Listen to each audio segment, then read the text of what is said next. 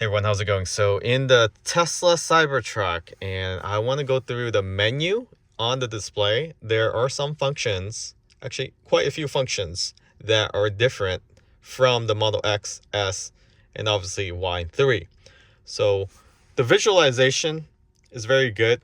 It's actually much better on the Cybertruck than any other Tesla vehicle. The difference with the drive mode, you can see there, is a lot smaller than the Model S and X refresh.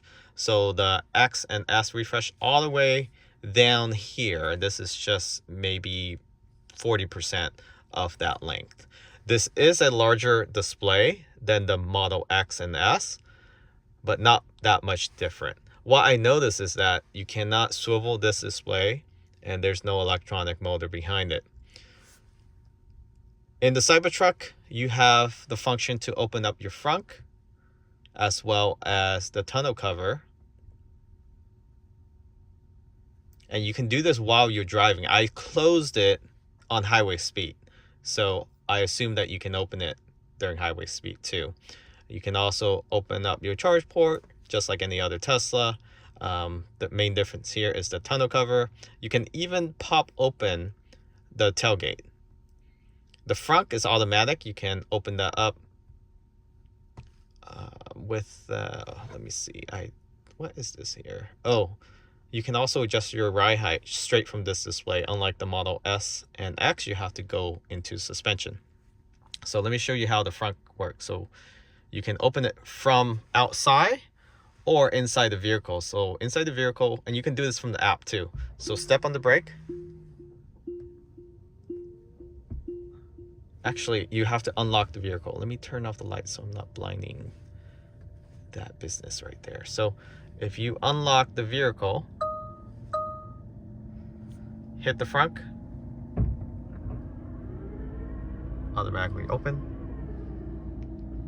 And then you can also close it from the display.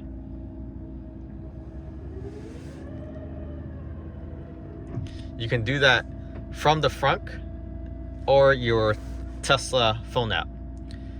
And let's see here. So we talk about this main display. You can open the tailgate, the tonneau cover, the ride height, the front, adjust the suspension, drive mode. You have your drive indicator here, your range, tap on it, you get percentage, time, temperature outside, which profile you're in, lock, unlock the door, your Sentry mode, and that is the main screen. You also have, so you can also swipe this over. You can control your media. You can see your current drive, charge since the last drive, your PSI. They said you're supposed to keep this at 55, so I'm slightly below. It also shows your height, how tall you are off the ground. So right now I'm 7.9 inch. The overall height of the vehicle is 5.8 inch, but it can go up to 16-inch clearance, so double that amount. The drive mode, you can also, if this display is broken, if you look below the hazard light, you swipe down like this, you have the drive mode: park, reverse, neutral, drive, just like that, in case this screen stopped working. So those are manual switches, I believe. The steering wheel also have manual switches. It's no longer the haptic touch. It's actually our buttons behind these switches. So now let's dive into the actual main display here. So under control, you have the standard feature, just like in any other Tesla: full mirror, adjust the steering wheel. Now you have car wash mode right on the display in the control. I think the S, X, 3, and Y will have that in the future. You also can put it in neutral, standard. Here, Sentry mode, dash cam, child lock, on off, window lock is all on here. Nothing out of the ordinary. The glove box is quite interesting. So it actually slides open, and it also slides close. So it's automatic open and close.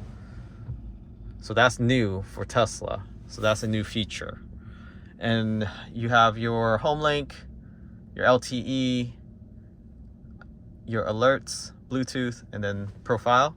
Then of course you can search any settings here, like through the manual. Dynamics, this is new setting. Dynamics is basically your drive control, suspension mode. So drive mode, you have comfort, sport, custom, or off-road. So off-road, they give you this off-road warning information. You hit confirm, and in off-road mode, it actually automatically raised the vehicle up 18 inches. You have overland mode, and you have Baja mode. So it tells you the details here. The overland to optimize traction for most OHV and rock crawling trails. Use Baja to optimize vehicle controls for more dynamic driving. So more of like an off pavement, but it's smooth enough for you to run really fast. And you have your deceleration, high, standard. So that's basically your regeneration or motor regeneration back into your battery, regenerative braking, that is. And then handling, you can adjust the power, front wheel drive, rear wheel drive, or you can do some bias there.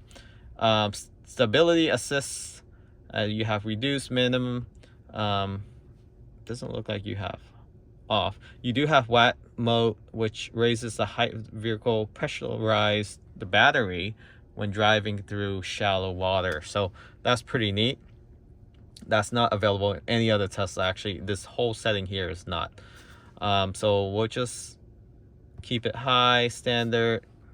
We'll go back to sport or custom. Custom, I usually have it on standard, which is the fastest acceleration. Chill is just like any other Tesla. Relax, focus. So relax is more of a soft suspension. It goes up and down when you hit bump, so you don't feel it as much. Focus is more of a sport feeling. It put a lot of pressure into the suspension so you don't roll too much during turn. Prefer ride height. You like it higher or lower? Usually higher is about 8 inches. Lower is about 3 to 4 inches. I don't know exactly. You also have apply brakes when regenerative braking is limited. You can turn it on, which is standard any Tesla. Auto lower suspension, just like the Tesla Model X and S, it has adapted suspension. You don't have that visualization though for the suspension, so that's interesting. Unlike the Model X and S, you do have auto shift out of park now. So this automatically shift to drive or reverse when door are closed. Driver seatbelt is buckle and brake. So you can turn it on and off so it doesn't automatically put you in park when you're getting out the car to take a look at what you're about to hit when you're going off-road.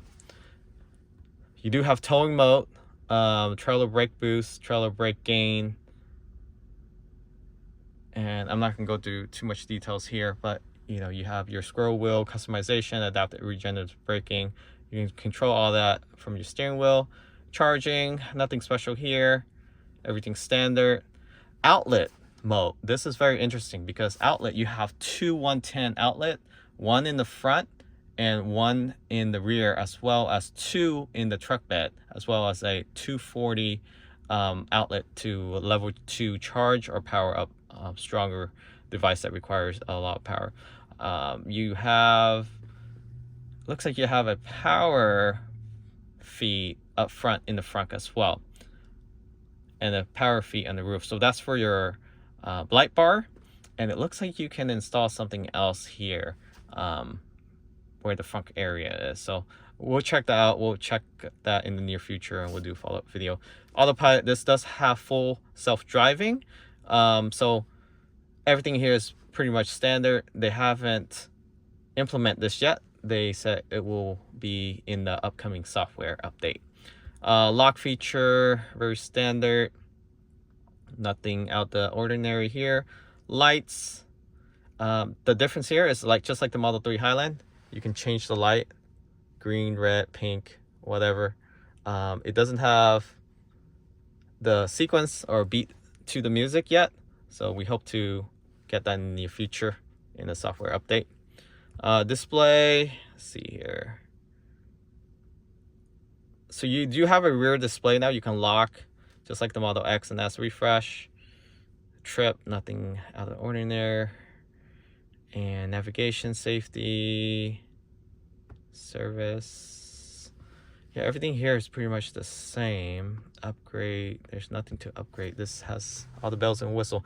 So really, the big difference is the control, dynamics, towing, the outlets and modes. That's something that is not available in any Tesla, and everything else is pretty much standard. So you still have your control on the bottom here, and that is it. So I do like the swipe feature here. You can see how tall you are with the ride height without going into the sub menu. So nice touch there, Tesla. So more content to come.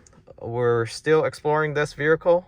The ride quality has been very smooth in city street, and anything below 60 miles per hour has been just like the Model X. So anything above, because of the all-terrain tire, has been pretty noisy compared to any other Tesla, but you get used to it.